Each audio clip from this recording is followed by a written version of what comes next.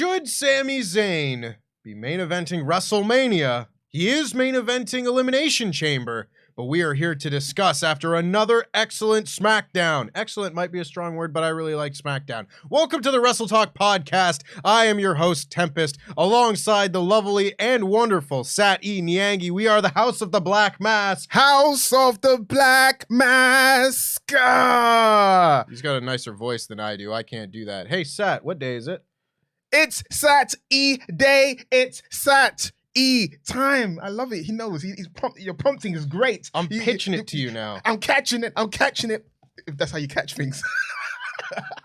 So, we're going to get right into things because this, I thought, was a very good SmackDown. And it featured a wonderful main event angle, the follow-up to the closing angle of the Royal Rumble. We've waited all week to see what it was going to be. So we're going to take you through the bloodline bits on this show because there were a few of them running throughout the show. First, they arrive at the building. Roman, Jimmy, Solo, Paul arrive at the building. No Sami, obviously. No Jay. And as they arrive, Kayla Braxton comes up, tries to ask Roman about the status of Jey Uso. He walks by, gives him a cold shoulder. Paul immediately says, Kayla, what a disrespectful, insensitive question this is. I forgot how much I loved Paul Heyman's disdain for Kayla Braxton. It's unfounded. I know it was like a talking smack thing. I just felt like it's unfounded. I just felt like it's just Paul being a blowhard. No. Kayla was terrible on TV last year. Like, when she would go up to the Street Profits and be like, so there are rumors that you guys are going to break up. They had never done any sort of breakup teases before that. I remember. She was a crap stirrer. She was a terrible journalist. But regardless, I love that was my favorite thing. That could be her gimmick. That should be her gimmick, though. I would love it. Just Paul Heyman being like, you're terrible at your job. He goes, you're warm-blooded. That's such a sensitive question from a warm-blooded person. Blah, blah, blah. It was excellent. But Paul Heyman says that they cannot confirm or deny Jey Uso's spot in the bloodline at the moment. And wanders off. He thanks her for wearing the bloodline colors and walks off. Later in the show, we have Roman sat backstage with Jimmy, with Solo, with Paul, and he's asking Jimmy if he's heard from Jey, and he hasn't. Jay's not answering his phone. He hasn't heard from him, and he's getting worked up, just sitting here like, man, Jay's gonna, of all the times to do this, he's gonna do this. Wise man. Isn't it WrestleMania season? Yes, my tribal chief. It's WrestleMania season. He tells Jimmy and Solo to go find Jay. By find Jay, I mean, you try and call him, I guess. I don't know. That is a good question. It was a weirdly framed thing, as if Jay's just like hiding in the building somewhere. Right, because even that, I think that's why it leads to the later response from the crowd, because they're thinking, is Jay here? Right. Is he just hiding in the bus? Or is he in the back of the bus that no one checked? You know, the ones he just see me sleeping the whole time. It just, that was bizarre. But they go off, and then a few segments later, they come back in. Roman's still sitting there, and they say, still can't get a hold of him. He's not answering his phone. And Roman tells Solo, you know what? Some nice food on the bus. Take the rest of the night off. I'm going to go to the ring and handle business. They walk off, and then that leads right into the main event segment. Now, this main event segment was delicious. This was some good S-word, because Roman Reigns comes out with Paul Heyman, and he tells everyone to acknowledge me, does the shtick, and says that he wanted to talk about Cody Rhodes, but everybody's chanting Sami, Sami, Sami. And he was, what I liked about this is he set it up. He said he was going to ask, what do you guys want to talk about? Which is the Cody Rhodes line, of course. Tying things in. I really like that. But he starts talking about Sami. And he says if he's going to talk about Sami, he's got to go all the way back to War Games and say that when he looked in Sami's eyes, he saw what he needed to see. And what did he see? He saw greed. I think he saw lust in his eyes. He saw lust. Lust for the Universal Championship. But he saw greed in his eyes. He said that he always wanted something from Roman. Roman gave him the world, gave him the keys to the kingdom, but still, he just wanted to take. And he said that this is the same thing that everybody does. Everybody always wants something for him, or from him. And you're really getting the sense that, this was great character building for Roman Reigns, because even still, just more reinforcement that Roman Reigns is manipulative, is paranoid. Delusional. He's delusional. He thinks everybody's like out to get him. He thinks that everybody wants something from him and everything like that. And as he's going through this, he gets attacked from behind by a hooded figure who, of course, is Sami Zayn. Sami Zayn comes out, lays the beat down on Roman Reigns, kind of gets beat down a little bit. Roman Reigns grabs a chair from Paul Heyman, and then Sami hits a really nice spear. Super nice. Roman Reigns rolls out of the ring. Sami grabs the mic and says, "Roman, I didn't want anything from you. I never wanted anything from you, but now I do. I'm coming for the undisputed WWE Universal Championship." That title was a mouthful to say. It's a lot. Right? It's hard I'm to coming for the undisputed Universal World. Is there? Well, there's a world in there. Heavyweight. There's a heavyweight in there. Championship. It's so long to get to the. It's a lot, but regardless, Sami Zayn's fired up and he wants the championship. And this is when he gets jumped by Jimmy Uso and Solo Sikoa, who beat him down. Solo puts the chair around his neck, puts him in the corner, and is going to do the hip attack. And Roman stops him. He's like, no. He doesn't say this into the mic, but just gets down in Sami's face and says, "You broke my family. I gave you everything, gave you the keys to the kingdom, and you broke my family. You took this from me, so I'm going to give you what you want. I will see you at Elimination Chamber. I will see you in Montreal. Because I want to break you in front of your family, in front of your wife, in front of your child." Whew! This was some fire. This was an excellent, excellent segment. And it begs the question, once again, because I feel like this is just going to be a talking point that we're going to keep talking about until we get to WrestleMania, or at least until plans are like firmly written in stone. Yeah. But should this not be the angle going into WrestleMania? So for those of you that follow me on Twitter, you know my answer. The answer is no. The reason why I say no is everyone's caught up with the moment. It's all about seeing the long-term story, the long-term planning. Everyone's caught up in the moment because everyone's saying the story is between Roman and Sami Zayn, where I feel like Roman was a plot device for the story between Sami and the Usos, because I would argue who was the first person Sami Zayn interacted with in the bloodline before he even saw Roman? It was the Usos. I think once Jey Uso betrays Sami Zayn, transfer that heat from Roman onto Jey, fans will understand and be with it. Because in my head, Roman Reigns, if he didn't have Cody Rhodes, if Cody Rhodes never came over from AEW and is such a dark time in WWE where there's no one built, then yes. Because they have Cody Rhodes, they signed him all that money, let him keep his theme song, keep his character. He's a heavy investment. You have to see it through. So there's many reasons why I'm saying no. For the longest time, we let 20 years of Vince McMahon manipulating us into thinking the tag team titles are less than and mean nothing. In AEW, you've seen, especially in New Japan, other companies, that tag team titles are held in high esteem and can lead the way. So you can argue that for the first time, WrestleMania, usually the tag titles are on the pre-show or an afterthought. There's a chance to build and elevate the tag titles, especially during the time when the Usos are going on a great tag team run. It's not like people are acting like the Usos are been hot potatoing the title for a while when they're on a historic run. They're the longest reigning tag team champions. And then Sami Zayn and Kevin Owens, an established tag team. You know, Kevin Steen, El Generico, established tag team, won tag team titles all over the places they've been in together as a team. We've seen them as rivals. We've heard interviews where Kevin Owens said that he would like to be tag team champion with Sami Zayn. Sami Zayn feels the same way, so why not have that moment at WrestleMania? It'll feel so much more. Once Jey turns heel, everyone will feel differently. They'll want to see Jey Uso and Jimmy Uso, because Jimmy Uso really attacked Sami Zayn and get it comeuppance at WrestleMania. So I would argue that Sami Zayn and Kevin Owens, when they tag titles at WrestleMania, is the way. Because everyone been saying it. The tag titles at the moment, the Usos have beaten everyone, but the one team they haven't beaten yet is Sami Zayn and Kevin Owens. And when that happens, when that reunion between Kevin and Sami happens, trust me, it's going to feel like an adrenaline rush through your arm. So please, guys, don't get caught up in the moment. It's great. And if I'd rather Elimination Chamber, that hometown crowd, if Sami Zayn gets his old theme song back at Montreal, that ovation, Sami has to resist throwing his shoulders up in the air because I watched the last time he was in Montreal. Yeah, because I seen old videos when Sami was into like throwing his arms a lot, and then I could see why he had injured shoulders. Dude, that's a lot of arm throwing. Trust me, guys, when you see Montreal crowd for the Elimination Chamber, it'll be worth them not doing that WrestleMania, because everyone's caught up in the moment, and it seems like it is the bigger, hotter story at the moment.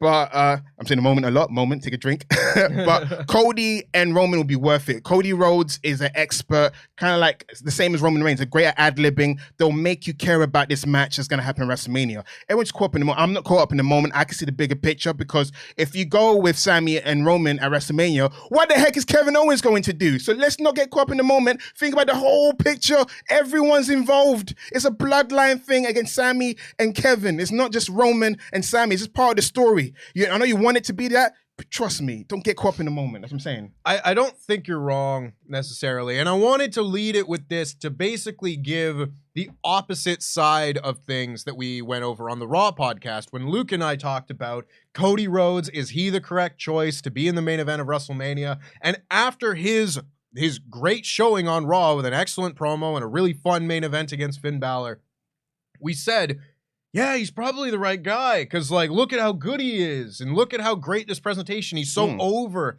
He's such a star on Raw. He's the star that WWE has needed on Raw for so long. So I don't really disagree. I think this is just going to be one of those things where there isn't necessarily a wrong option here. Yeah. I think that the fans will be absolutely satisfied either way, but I do think you bring up a very good point in that I saw somebody tweet, I forget who it was exactly, but they said if you switch plans to Sami Zayn versus Roman Reigns at WrestleMania, you will instead mess up the WrestleMania plans for Kevin Owens, Cody Rhodes, and the Usos and try and figure out how to craft WrestleMania stories for the rest of them kind of on the fly. Yeah.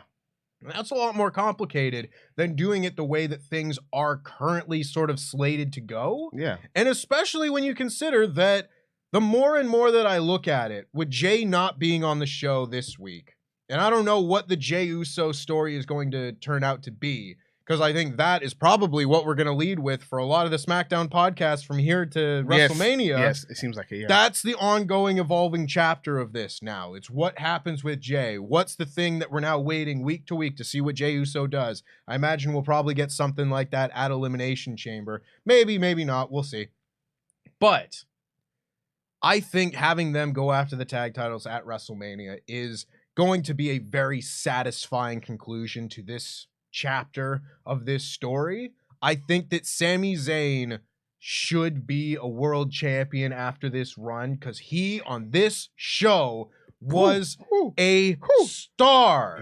He was the top babyface star of SmackDown in a way that we really haven't seen as of late. Like, because he's been a heel. He's been the popular heel. He's the one that everybody is like, they're in love with and everything, but he's on the heel side of things. Whereas the babyface side of SmackDown has mostly been like Kevin Owens, who's a Raw guy, who's been appearing on SmackDown, Drew McIntyre before that, but he hasn't really been involved in this angle since Clash at the Castle and shortly thereafter. Sami Zayn has filled such a role now.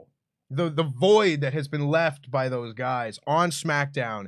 And I can't look at how over he was on this show and not think that he should be beating Roman Reigns at some point. And it's tough. If Montreal was the pay-per-view after WrestleMania, I would say do it then and have him win the title. But it's not. And we're having this, and I fully expect the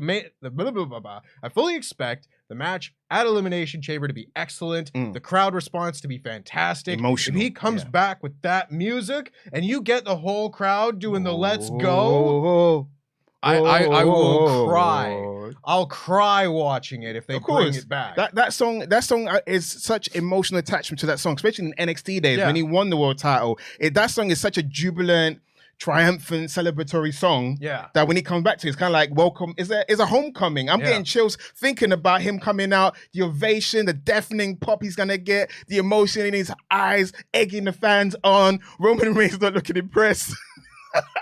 I want that. That's what I'm saying. Like, it's gonna happen at Elimination Chamber. And my argument is, if they can keep Sami hot for the rest of the year, there's no reason why he shouldn't win Royal Rumble next year. For me, it's a test to see if he's over for the moment of if this is the next step, the next leap to him becoming the big star we always wanted him to be. So if we can go a whole year of supporting Sami Zayn, him and Kevin Owens being a popular tag team, you know their segment's gonna be funny as a tag team. The Kevin Owens and Sami show coming back, all this great stuff for the rest of the year. If we can keep the momentum going, there's no reason why Sami Zayn can't win a Royal Rumble, go WrestleMania.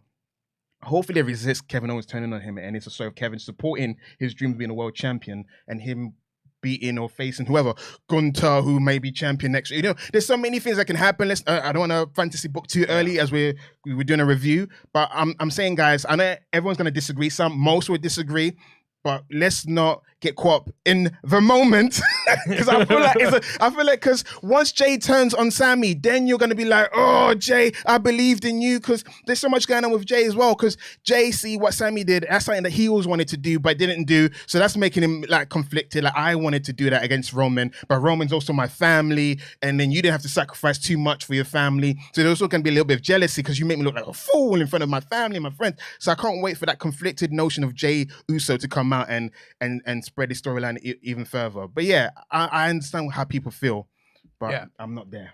My last thought on this is that the storyline has been so exceptional with Sami and the Bloodline that I have no doubt that they will be able to very successfully shift the heat from Roman Reigns onto Jey Uso and continue to tell an excellent story with Sami and the Usos going into WrestleMania. And as long as the story remains good, people are going to latch on to it. Like, it's not like just because he's not going after Roman Reigns after Elimination Chamber, they're going to lose interest. People are still into this story. They still love Sami Zayn. So if Sami Zayn comes on the screen, they're going to be watching and into whatever he's doing, and they're going to keep up this level of quality with the Usos. I don't see it as anything less than a positive. Think of it as 6-man tag. Roman Reigns and the Usos versus Cody Rhodes, Kevin Owens, and Sami Zayn.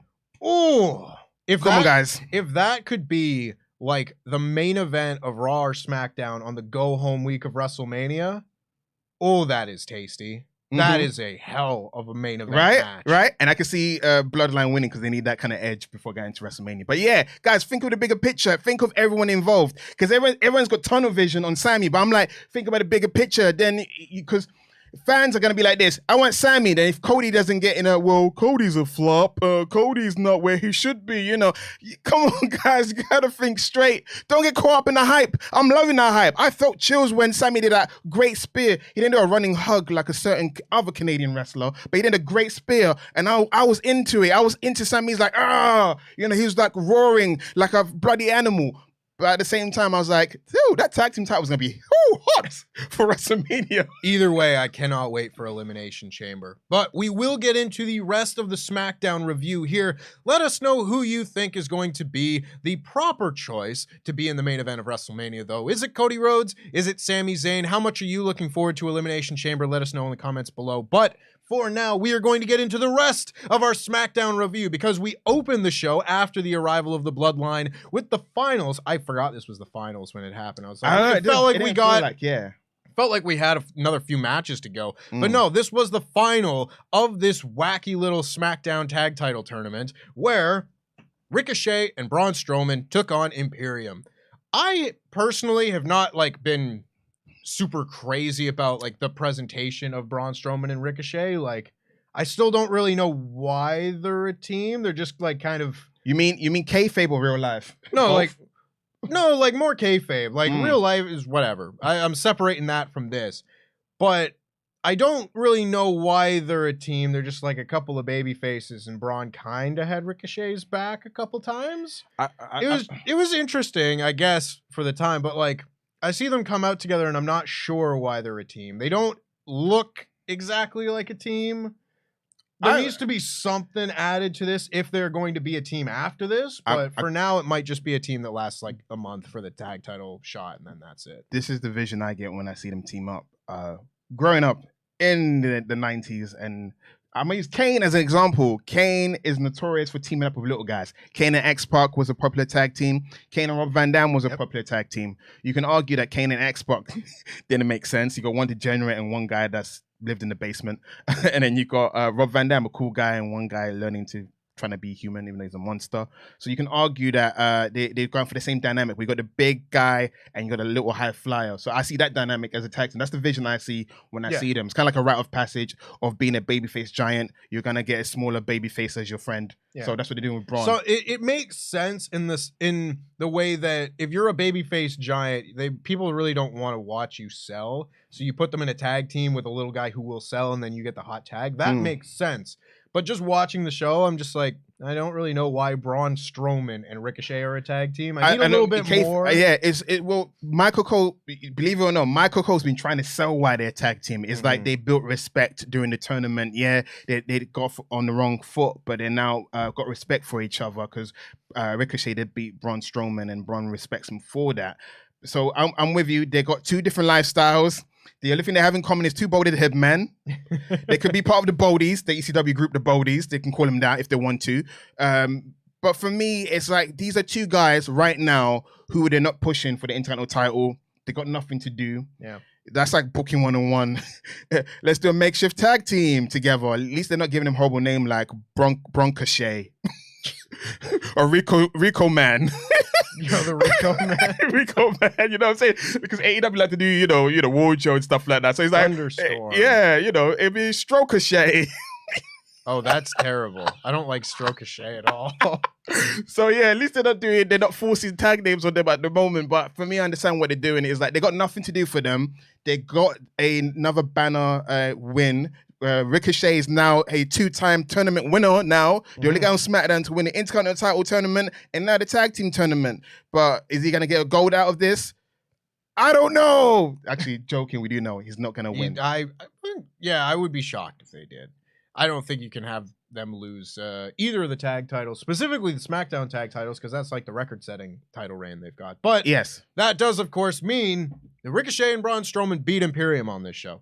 And this match I thought was fun. It was a good little match. They had Walter at ringside. Walter was doing his thing. He stood toe to toe with Strowman at one point, and I was like, no. Wait, the thing is, they had a chance of if Imperium won, it would have been great because Strowman couldn't keep his head in the game. He's still obsessed with Gunther, trying to get Gunther's title, but Gunther's like, no, mate, I've already beaten you. You're in the back of the queue. Yeah, please go to the back of the queue and wait there, please. Yeah. It was a fine little match, though. Like, Ricochet got a good hot tag. He had some fun. Walter shoved him to the ground, got ejected. Probably should have been DQ'd, because it was like, well, he did do an offensive move on him, but I get it's me trying to make excuses for stuff like this, because like I don't mind if they tell you that a referee is like, I'm going to let that go because this is a big match. I don't want there to be a DQ in this tournament final, which is very often how they present it in like New Japan, for example. Even though they go way too far with it in New Japan. But like they'll do that in New Japan. They'll say that in AEW very often where it's just like, oh, this is a big match. The referee doesn't want to take that away from the fans and everything. So if it's a minor offense, they'll kind of give a little leeway, but also admonish the heels and everything, where it's like, yeah, you eject Walter from it and everything, but I feel like they need to say that. Regardless, here's a nitpick. I thought this match was really fun. Imperium have kind of like, they're always a good team, but like they were never my favorite team in NXT or anything like that. They always just kind of felt like the other heel team at the time, because there was always like another one that was kind of above them, whether that was, Undisputed Era, FTR, eventually the Grizzled Young Veterans, who never got a run with the NXT tag titles, which was bad, but that's another point. But stuff like that, you know what I mean? Like, they were never up there, but now, like, if I see Imperium is going to be in a tag match on SmackDown, I usually think it's going to be pretty good. Yeah, and this was another example of it. I thought this was a really fun match. Yeah, I think you're right. I think Imperium have the years of teaming up together Kaiser and Vinci have developed a great tag team formula for their matches. So guys like Ricochet is a great worker, can work with him really well. And a guy like Braun Strowman, in the bits and pieces he does as a giant, he does well with them as well. So yeah, I do look forward to Imperium tag team match because you're often going to get very great offenses in that match. But yeah, the Imperium didn't win because, like you said, they're the other heel tag team at the moment on SmackDown, so you can't really push them at the moment. That is honestly, like, if we're looking ahead and we're going to assume that Sami and Kevin win the tag titles at WrestleMania, that makes me so much more excited to just see so many combinations of new matches from that point on, because you can have them face Imperium, you can have them face the Vikings, you can have them face the new heel Hit Row. Like, there's a good mix of heel teams that just can't really go up against the Usos at the moment because it doesn't work for the dynamic. New tag champs coming soon. Also, you get a Legado, and then they're gonna run back New Day with their Respect feud against. Of course. There's just so many matches that will be rejuvenating this tag division. Exactly. Another pro for why KO and Sami should win the title. You tell him. Yeah, I'm proving your point for you. Thank you. It's a lot to look forward to after WrestleMania, and that's a big part of it. But for now, Imperium did a very good job in this final match of this very strangely booked tag tournament. Yeah. Ricochet and Braun Strowman are getting their tag team title match next week. That also played into the backstage segments with the Bloodline, where Roman Reigns said, hey, y'all got a tag team match next week. You got a title match. Is he going to be there for that? Does he care? Does he only care about you? Does he care about the whole Bloodline or just his brother? What's going on? By the way, I think Jimmy's lying. I think he has heard from Jay, but Jay said stuff that Roman wouldn't want to hear, kind of like, I need time to think. I don't know how I feel about this, blah, blah. I forgot to mention it. Yeah. Because there was a moment in that the first backstage Bloodline segment where, like, Jimmy says, no, I haven't heard from him and everything. And Roman Reigns just kind of like leans forward and says, I'm going to ask you again. Have you heard from him? To, like, maybe there's a chance that Jimmy's lying there. Just like, I'm going to give you the chance to tell you the truth. You know? Something like that. It's like, if Jay had talked to him, it's like, now is your chance to tell me. And then if you notice this, Solo, who's been extra mute lately, he asked, Solo, have you heard from Jay? And then Jimmy, oh no, listen, what, if he won't speak to me, what makes you think he'll speak to little brother over there? So I feel like Jay Uso has indeed spoken to Jimmy and Solo, but he said things that Roman wouldn't want to hear. So they're trying to protect their brother because they're trying to heal the rift. Because if they got the full scope of where Jay's mind is, it will drive Roman over the edge and implode. Wait to see this story. Very fun stuff. So, after that match, we had Charlotte backstage, who was asked about Rhea Ripley and just started talking about Sonya Deville instead. Sonya walked in, interrupted her, said she was going to win. She said that, you know, they needed stars and everything, and that was it. And that led into a very strange segment, some product placement of sorts, where Rey Mysterio and the New Day were hanging out with some NASCAR people. Yay. I didn't write down any of their names. I apologize to NASCAR fans everywhere. Sparky Plug Bob Holly. Sparky Plug Thurman. Yeah, Sparky Plug Thurman and Bob Holly were in the segment. Yes. Both of them. Both of them, yes. The split personality. Yeah. So they were there. They were just like talking about cars and stuff. And then Dominic Mysterio shows up with another NASCAR guy, who I guess is a heel NASCAR driver, but I don't know. And they were all like, hey, you put some respect on his name. He's a 2-time Daytona winner. And I was just like, what am I watching right now? No, I love it. Dom goes the old man in pajamas, and he proceeds to wear the same pajamas himself. Yeah, he puts on the outfit because they were like, we're going to settle this on the track. And Ray and Dom just start driving. They're doing their little deal. And they're just like sniping at each other, you know, like throwing barbs. It's like, your driving is as fake as your teardrop tattoo, Dom. It's like, I'm going to show you what I learned in prison. But it was just very odd. They're having this race. There was very clearly an advertisement for whatever big race. Might be the Daytona 500. I have no idea. I wasn't paying that much attention to what they were Listen, setting up. you know more than I do. The Daytona 500 guys, that's what it was. Yeah. Clearly. And they were just like, they tried to have a scrap afterwards. This is a very strange way to set up Rey Mysterio and Dominic's match at WrestleMania. Or it could be to set up a 6-man tag, because I'm actually excited that New Day could potentially be in Rey Mysterio's side, because Rey Mysterio needs someone. I thought you meant it was going to be the Mysterios and the NASCAR people for a second. No, this ain't WCW 98, no. Keep that NASCAR stuff in that segment. We don't want to see any more cars, no more spark plugging in this segment. No, I feel like, I for me felt like New Day was a great choice to have a Rey Mysterio's like backup, either that or Street Profits. But yeah, that was great. And I was thinking, because New Day is not doing much, it would be great to have Rey Mysterio have backup, because it's been a running joke. Rey Mysterio has no friends. He just gets beaten up left, right, and center. So this guy's respected. If Rey Mysterio is a legend. Everyone grew up looking up to him. So it'd be great if a team like New Day, who haven't had a serious feud in a while, to be heaters or backup for Rey Mysterio against Judgment Day. I'd like to see a 6-man tag between Dom, Balor, Priest, and Woods. That could be something they could do at like Elimination Chamber or something. Yeah, Elimination. Nice 6-man tag for Elimination Chamber. Elimination Chamber would be great, but a part of me feel like Adam Peel's like, let's do it on Raw. But yeah, Elimination. That's for your eyes. Yeah, Elimination Chamber would be great. It's okay. I'm going to be reviewing Raw for the next couple of weeks. So load up Raw with some good matches. I need to see them. I'm gonna ask you later how you feel about Raw. Yeah, this was a really strange segment, and I don't care about it that much because I know what it is, and I don't take the Mysterio feud that seriously personally because it's got Dominic in it, and he just went to prison and is kind of a comedy guy. But if you are trying to take this seriously at all, this would really kind of undermine this this serious performance of Rey Mysterio being like, my son keeps beating me up. Yeah. And I'm sick of it, and I'm eventually going to snap and have to beat my son's ass. Beat his ass. But it's too late for that. I think. Dude, look. You say this. They just try to make this feud serious. Then they would have to eliminate the entire video package because it's like Thanksgiving. I get Christmas. That it's goofy. I feel like, it's goofy, but all the goofiness comes from Dominic's behavior. It wasn't Rey Mysterio being goofy back. Rey Mysterio's like, Dom, I'm sick of this. Stop, we're going to call the cops on you, Dom.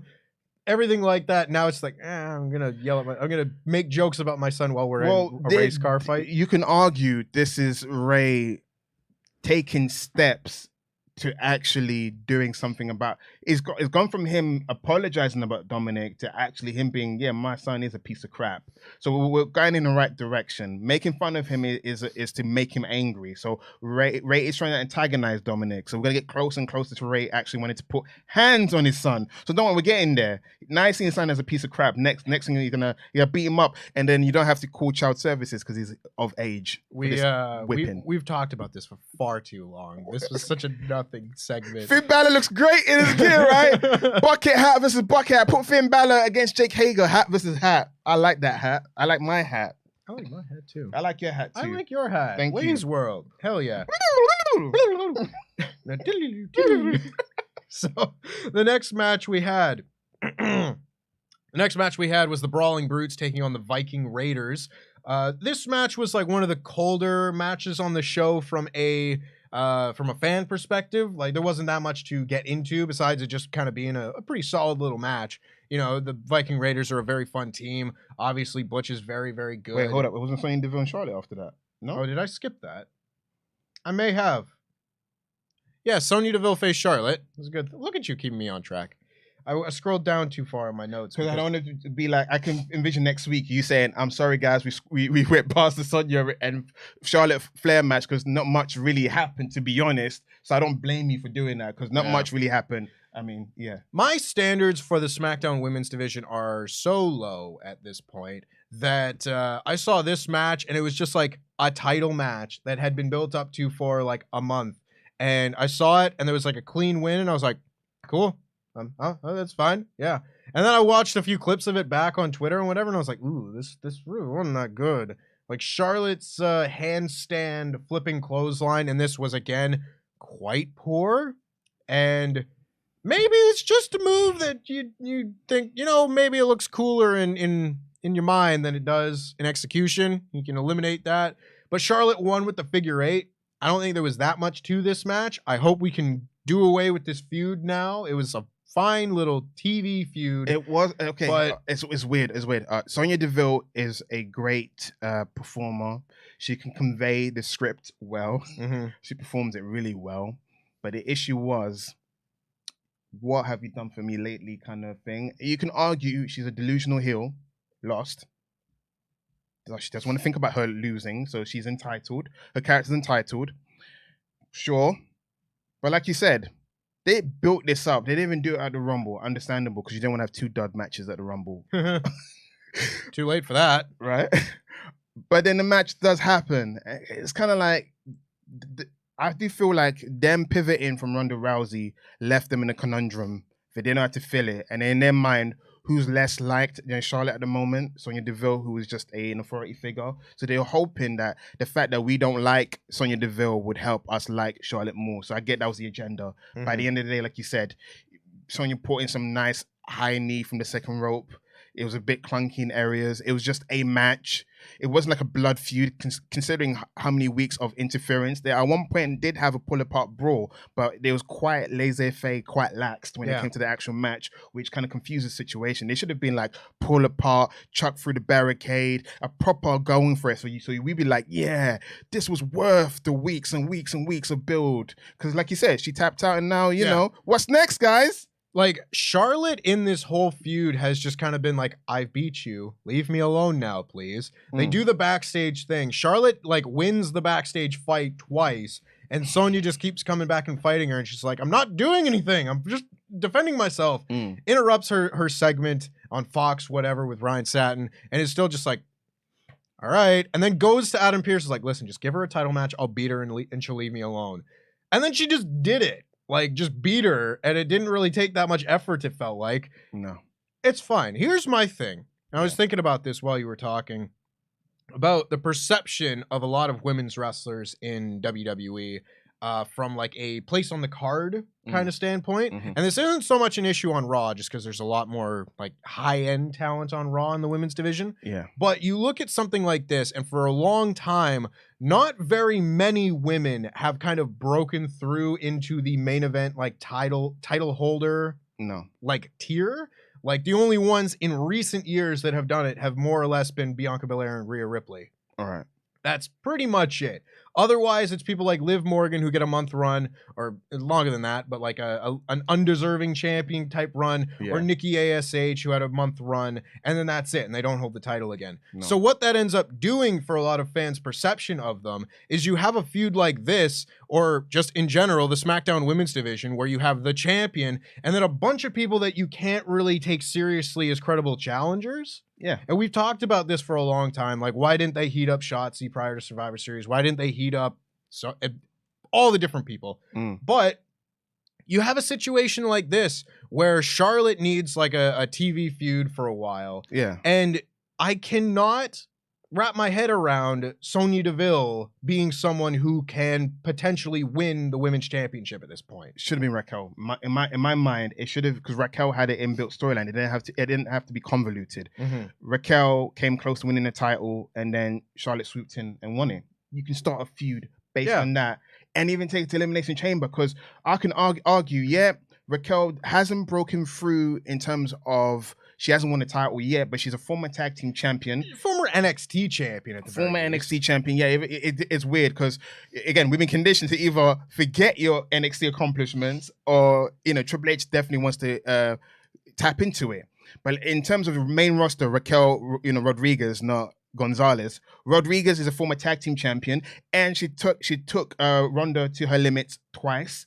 So she, in my mind, was more credible at this time, than Sonya Deville, who hasn't done much of anything, and she lost to Charlotte already. So for me, I love that they want to do more for Charlotte. They want to give her feuds or whatever.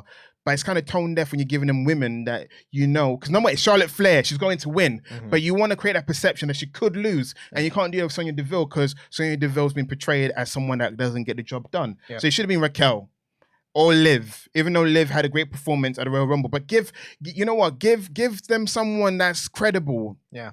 Because at the moment, for example, most of the credible SmackDown women are now in the chamber. So now who's Charlotte left with again for another month? Yeah. It's really tough. And I'm not saying that they need to just like pass a title around so that everybody is a former champion, is a little more credible. But you can build credibility other ways than that. And there are so many people.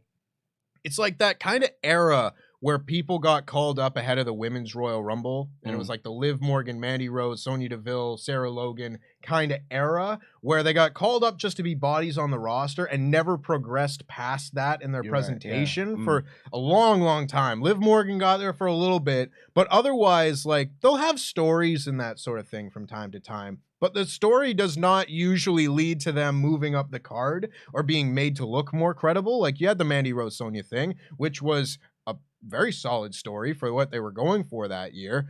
But who comes out of these things looking like credible challengers? I don't know. Somehow it's all Charlotte Flair. Yeah, well, if you think about it, funny that. She's the plucky young upstart every year. Think about it. It should be someone's moment. Nope, Charlotte wins. Yeah.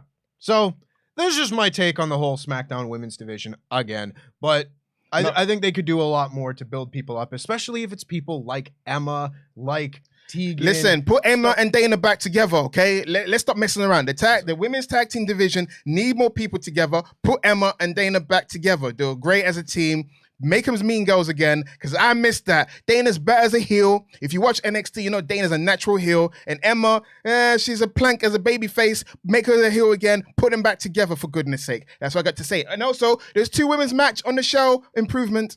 That is a big thumbs up. That's a big step up from where it was just a little while ago. Might have been why I enjoyed the SmackDown so much. Just felt variety. It felt like there was variety. It felt like they accomplished some things on this show, which is very, very nice. So after that, we had the backstage bloodline segment, and then we actually had the Brawling Brutes and the Viking Raiders. So this was a very fun match. As I said, Viking Raiders a very good team. Ridge Holland's kind of coming along, but Butch is also very, very good.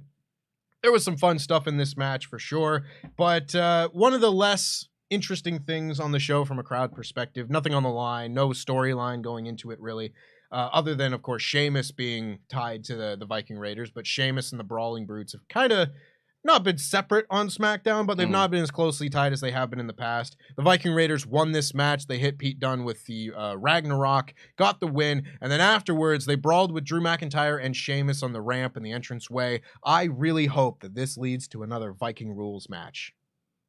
Elimination Chamber. Yeah, that works for me. I'm saying that because nowadays it's weird.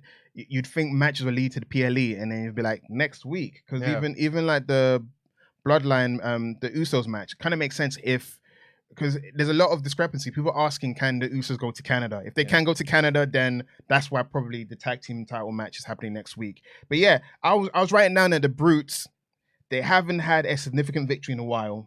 So this victory, I would argue, doesn't really do much for the Viking Raiders, because Viking Raiders been on a tear.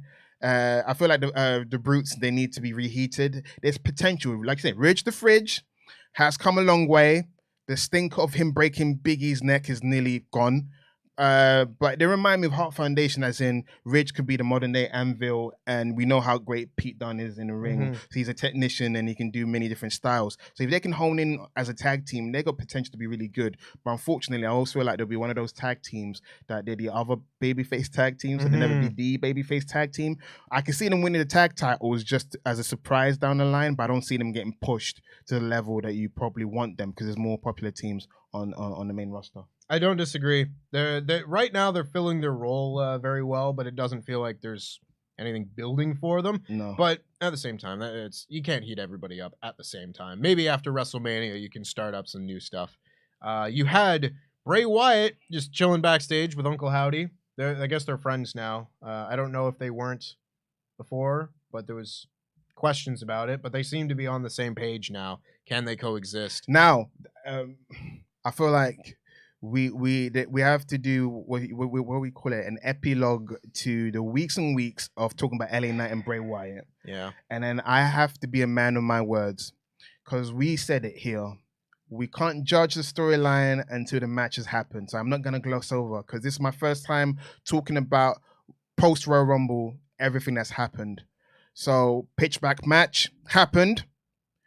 I'd argue that it wasn't bad, but I feel the crowd didn't care, so it hurt the match. It was a nothing match. At best, it was nothing. Yes, and then we had a Uncle Howdy situation. Like the glowing lights looked great, Bray looked great, LA Knight's gear looked great, but LA Knight didn't get enough offense, and he got some offense, but not enough. So it was a nothing match. It felt like a Raw SmackDown match, but the crowd didn't care. I would argue if the crowd was hot for the match, then you would feel a bit different. But it was very much like, what is this? What's going on? This is awkward. It's done. What is this? Uncle Howdy missed. Yeah, he missed. Yeah. None of people talked about it. It was a whiff. It was a whiff, yeah. So now, post-match, how do I feel about the storyline? One positive I'm going to say about the storyline, it put LA Knight on the spot for a lot of people that didn't know who he was. That's the one positive I'm going to give it. Overall, I'm confused. I don't know where we're going. We can argue, because I've been using addiction as an analogy. We can argue that what we saw on Saturday was Bray Wyatt succumbing to the dark side. Uncle Howdy has won. He's reveling in what he is. He's been trying to resist for the longest time, but now that he's back from his layoff, he's now back in front of the crowd, getting that feeling, that pop, that addiction has been fed. You can argue that Bray Wyatt has stumbled, and I don't know what's going to happen next, because I assumed it'd be Uncle Howdy versus Bray at WrestleMania, but there's still Uncle Harper. There's still more characters we've yet to meet in this lore. This Wyatt 6 that's been teased. So who knows where we're going with this storyline. So I'm still in wait and see mode. That match was not great. I admit it. It was a nothing match. But for me, I always have positive memories of LA Knight shining every single week carrying this feud. I like LA Knight a lot coming out of all of this. Not necessarily for his sake, considering losing in 5 minutes in that piece of crap match. You can argue he's a heel. He's a heel. Yeah, but I know he wasn't on this show.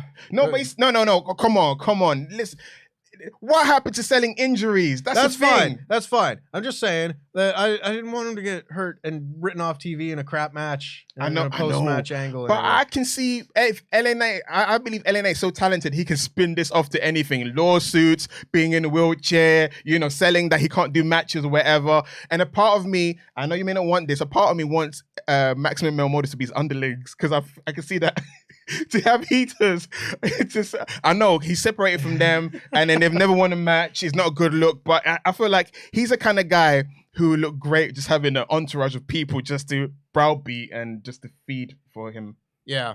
All I gotta say is come back soon, LA Knight. We miss you. LA Knight needs to get back on TV as quick as possible. Bray Wyatt, not into it. Sorry. That I gave the match a chance. And I mean, as soon as it started, that chance was not warranted anymore. But I appreciate you giving it a chance. We were gonna see as a full picture how this feud was, and I can now confidently say that this feud sucked. I was not a fan. The match, but you're saying the whole journey. I think it was poorly orchestrated, poorly paced, poorly set up, poorly paid off, with some good promos from LA Knight spliced in between. You hear that? Good promos from LA Knight. That's what we're gonna get. That's a positive. That's a positive. Yeah, that's a positive. Yeah. So the last thing that we have to talk about on this show, because we have already talked about the main event segment, is this fatal 4-way spot for the I guess last remaining spot in the Elimination Chamber match. There's another qualifying match on Raw, but that had been previously announced, whereas this one was kind of a spur of the moment more thing. I don't know if it was announced before the show. I don't look at WWE.com. But we had Natalya, Shayna Baszler, Shotzi, and Zelina Vega in this match. There were some fun spots. Zelina Vega hit her code red. Oh, I just like that move. It was a nice moonsault off the top rope. Good spot. I thought the finish was shaping up to be really, really cool, where Shayna had Zelina in the Kirifuda clutch. And she looked like she was just about to pass out. And then Natalya went for her discus lariat, and Shayna ducked. She locked Natalya in the Kirifuda clutch, but Natalya threw her to the outside and then just locked in the sharpshooter. A bad sharpshooter. She crosses the legs the wrong way. Got to point that out every time. Locked Zelina Vega in the sharpshooter and got the win. So Natalya is going to be in the Elimination Chamber, and Michael Cole said that she was maybe the favorite to win because it's in Canada. The Canada agenda is the Canada agenda because the Hart family are beloved in Montreal. So you heard it here first. Sami Zayn is the favorite to beat Roman Reigns because he's a Canadian as well. The Canada agenda is the Canada agenda. Natalya is in there because she's a Hart. She just come back from, reconstruction, reconstructing her nose or whatever. And it's good to give her a win once in a while. I know we had a discussion in the office how Natalya is in this elder statesman position, similar to Dolph Ziggler, people that have been in the company for, X amount of years. Even Miz is now in that position too, where they just put people over. But once in a while, it doesn't hurt for them to get signature victory to keep them relevant, or they're just going to be regular jobbity stars. You need to give them some credibility once in a while. So, yeah, Zelina would have been great in it because she's always been one of those wrestlers, despite being Queen of the Ring or winning the Queen's Ring, whatever the thing was called. Queen's Crown. That's it, the Queen's Crown. She hasn't really reached or achieved the level that she should be at. I thought Shayna should have won this match. I've been beating the push Shayna drum for like the last 6 months. But if you watch the WrestleTalk news, they may be doing something with Shayna, so watch it whenever it gets there or whatever. I don't know. It should be up by the time this podcast goes out. Watch the WrestleTalk news. Yes. Yeah, so Natalya wins this. It's like, I don't really get it personally. I think you just need some like easy eliminations, I guess, in the Elimination Chamber. She is among she's a fine worker, in a match that, like the Elimination Chamber, that has like a few more steps to it, and a lot of women will be competing in it for the first time. You can kind of go in there and just have someone who's a little bit more familiar, and that's okay to do, but like, I don't ever think that Natalya is going to win a match. It's the same problem I have with much of the women's division, where it's like, I don't think that Natalya is ever a real contender when she's going up against somebody like a Charlotte Flair, like, a Ronda Rousey, or just going into, is she going to be in the main event of WrestleMania? No, she's not. I know that. But that's fine. At least I just would have liked the entire field to be filled out with like potential contenders. I know what you mean, but I could also argue as well that, because Natalya's been there for a long time, and also because there's more variety in women's wrestlers, she got left kind of behind in terms of the progression, in terms of being pushed. But yeah, I want Asuka to win the Elimination Chamber. Yes, please. But at the same time, I realize putting the Elimination Chamber a month before WrestleMania is quite dangerous. I'm not saying that bad things have happened to wrestlers in that, you know what I'm saying? Like, It is a structure designed to hurt people, even though nowadays it's safer. They've got mats and everything. But yeah, I just hope that all the women come out fine in that match. And also, Asuka for the win. Asuka versus Bianca. Asuka's redemption tour. Please give this woman a proper push in the main roster, because she's been given accolades. On paper, she's had a great run. But if you watched her in real life, she's never been the star of the story. Always the side character. Yeah. And that will do it for the SmackDown review here on the WrestleTalk Podcast channel. If you enjoyed this, make sure that you are subscribed, of course. Hit the subscribe, ring the bell so you enable notifications to always on for all of our fine podcasts. We'll be back with the Raw review next week. That'll be me. I think it's going to be me and Luke again. Could be wrong, but yeah, Pete is off this week. I think it's me and Luke. I could be wrong, but I'm definitely on it. So make sure to tune into the Raw podcast on Tuesday. Make sure that you go and see Survival Series, Episode 4, available now on partsFUNknown. And make sure you go over to patreon.com/WrestleTalk and subscribe to the $10 and above tier so that you can see the full uncut version of that show. I think it might be the best episode of it we have done yet. So make sure you do that. They're trying to name every single Elimination Chamber winner. Can you name every Elimination Chamber winner? In reverse chronological order. Oh, man. Why'd you do that to people? Because it's easier to edit that way. No. It's the format. It's the format, damn it. So make sure that you go over to Patreon, subscribe, see the full version. It's very fun. Make sure you check out partsFUNknown Survival Series, and make sure that you check out the latest edition of 3 Count, where Ollie and Luke predict Elimination Chamber and everything that will go on there in 3 words or less. It is a very fun time around here at the WrestleTalk Podcast studios, offices, WrestleTalk Podcast, WrestleTalk, partsFUNknown. So much happening. No rolls barred. Get on board. Subscribe to everything. Subscribe, set. Until then, I've been Tempest. That has been Sadie Niangi with the House of the Black Mask. And we'll see you next time. Jam that jams. Why didn't it do the thing? There's the thing.